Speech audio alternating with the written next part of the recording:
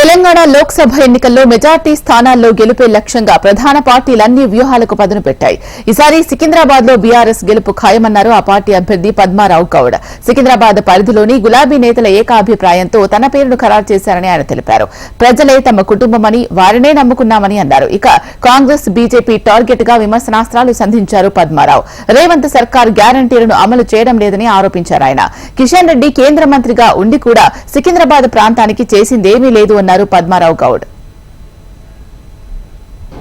BRS party మమ్మల్ని అందరూ రంగంలో తీసుకోవాలని దీన్ని బాగా విశ్లేషణ చేసి మా అందరినీ సమైక్యంగా కూర్చునబెట్టి మా అందరితోటి వీళ్ళందరితోటి నా శాసనసభ్యులందరితో కూడా సంప్రదించి మళ్ళీ ఏం చేస్తాం అది ఇది అని చెప్పేసి అడిగారు. మళ్ళీ పద్మారావు మిగతా బాగుంటుంది అని అడిగితే గొప్పదనం ఏంటంటే నిన్న మాకు జరిగిన మీటింగ్లో ప్రతి ఒక్కరు మంచి నిర్ణయం తీసుకొని మేము అంతే ఎంబడి ఉంటాం, ఖచ్చితంగా మేము సికింద్రాబాద్ పార్లమెంట్లో విజయాన్ని సాధించి మీ దగ్గరకు వస్తామని చెప్పి సహచర సోదరులందరూ చెప్పారు.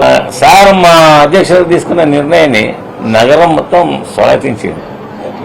బహుశా నేను అనుకుంటాం మేమందరం, నేను ఊహించలేము, మేమందరం కూడా ఎదురాం. కానీ అభ్యర్థి అని 2-3 డేస్ నుంచి ఎప్పుడైతే అంటున్నారో నగర వ్యాప్తంగా కొద్దిగా బూమ్ లేసినట్టు అనిపిస్తుంది. మాకు ఫోన్లు అది ఇది బాగా నేను అఫీషియల్ ప్రకటన జరిగింది.